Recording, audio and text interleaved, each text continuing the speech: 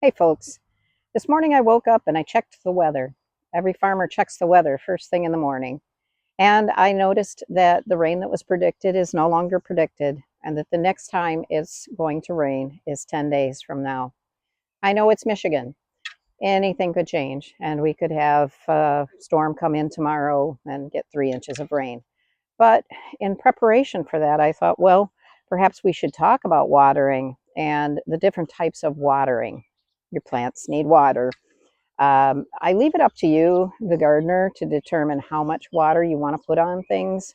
You want your soil to be moist but not saturated. One of the things that people do is they overwater. And what that means is that this plant does not need to struggle to find the water. Stronger plants have deeper root systems, so overwatering isn't the thing you want to do. Now, what types of watering are available to you? Well, I use several different types of watering. My container gardens right now, I just have a hose and a sprayer, and I spray those every single day. The containers are small, they're 20-gallon buckets, and they dry out quickly. We have a southern exposure. Now, those buckets are blue. They're not black, which is a good thing. The darker the color of the barrel, or the bucket that you're growing in, the more water you're going to need for those. So that is a daily task. Another thing that you can use is an oscillating sprinkler. I don't use these here at my house anymore. I used to.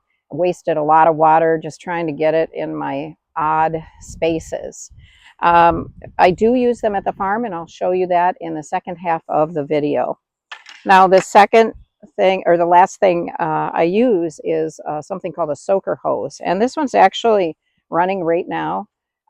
This portion of our garden we call the Sahara. It's a direct southern exposure against the back of the garage. And so it takes a lot of water.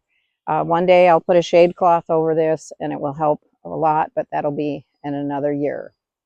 Now, we've talked about the types of watering that we have, but what can we do to help retain the water? And that would be something called mulching. I even do it in my containers. There's a lot of different things that you can use. You can use leaves that have been chopped up and put it over the top. That will not only help with moisture retention, it will also help with keeping the weeds down. And all of the mulches will do that. Well, the thing that I use most frequently is straw. If you have access to straw near you, it's easy to spread out, although I would probably wear more clothes than what I have right now because it's picky and itchy and gets in your shoes. And it's unpleasant that way, but it does a fabulous job of keeping the weeds down and the moisture in. Cardboard. I've used cardboard over at the farm, and the issue with cardboard for a large row garden like that is that you really have to have it anchored down because anytime the wind blows, the cardboard's going to come up. I haven't used cardboard here. The only thing I've used cardboard for here is to kill the grass before I actually plant in a new bed. So I failed to mention watering also. This is a rain barrel. There are a lot of designs that you can look up on YouTube. I have done many different types. I've tried to do it where you drill a hole in the side of the barrel, you put a spigot on, and it's nice because you can have the hose hooked directly to it. That hasn't really worked well for me long term. Those nozzles for me always seem to come off. And then I have a barrel with a hole in the bottom. So basically what I've been doing is just cutting off the tops of barrels, and I just use buckets. And I usually use this rain barrel to water the container gardens. I already have the sprinkling system here. I have several of these around the house. Now you'll notice there's no lid on it. And one of the things that you want to be concerned about with a rain barrel that is open like that is mosquitoes. It's a great mosquito breeding ground. So you would like to have some sort of cover. I have some cloth covers that I have tried to use, and I will win the battle. They have a drawstring on them, and you would think that that would be enough to keep them on the barrel, but I usually find them blown around my yard someplace. So I'm going to keep trying. When I find the solution, I'll share that with you. And one last thought before we head over to the farm, and that is that this is pretty labor intensive.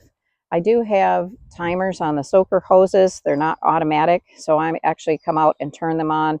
They run for an hour or 2 hours or whatever I set the timer for. But I have a hard time going on vacation without having someone here to take over the watering for me. Now, this year with the gardens at the farm, I've realized that I'm not going to be able to maintain those gardens without having some sort of automated watering system. The sprinklers that I bought were supposed to be able to go 60 feet and 25 feet, so 60 by 25, and I'm doing about a 70 by 20.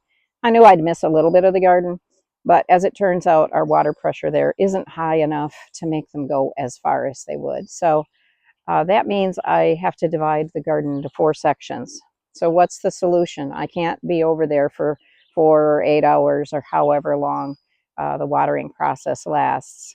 So I am looking into automated that I can run from my cell phone, a Bluetooth type of operation.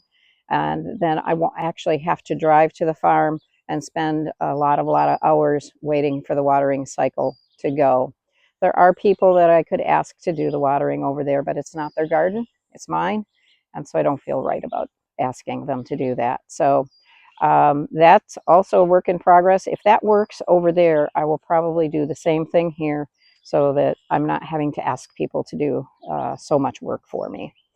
All right, well, we'll meet you over at the farm and we'll look at the watering system over there.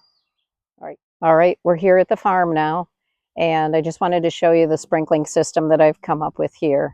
I use 2 different types of sprinklers. I use the oscillating sprinkler, which is mounted on top of a barrel. I did that because if it's on the ground, it just doesn't get the length back and forth that it needs to water the entire garden. And then I have a tripod mounted sprinkler as well. The tripod mounted sprinkler is beautiful, but I can't control as many things as I can with the oscillating sprinkler. The oscillating sprinkler is designed so that I can bring in the width and the length. It's just with our water pressure here, it doesn't reach the entire length. So that will be great to use the tripod sprinkler in the back, and it will do a sufficient job. When I do the 4 zones, I will have 2 sprinklers mounted on the blue barrels, as well as 2 tripod sprinklers. We also talked about mulch earlier today, and this garden, the soil is not nearly as good as the soil at my house. It's going to dry out way faster than the house. So mulching this garden is going to be really important. But with that said, it's 20 by 70 and 20 by 70. That's 2,800 square feet of straw. I'm going to do my best to get it down. That's all we can do, right? Just do our best. Every year we get improvements, and yeah, I always think I'm done, and then I'm like, oh, I could do this better or that better. But that's part of the challenge and the love for gardening. So, all right, thanks for watching. If you have any questions about watering, or if you have solutions you want to share, please put them in the comments. Take care.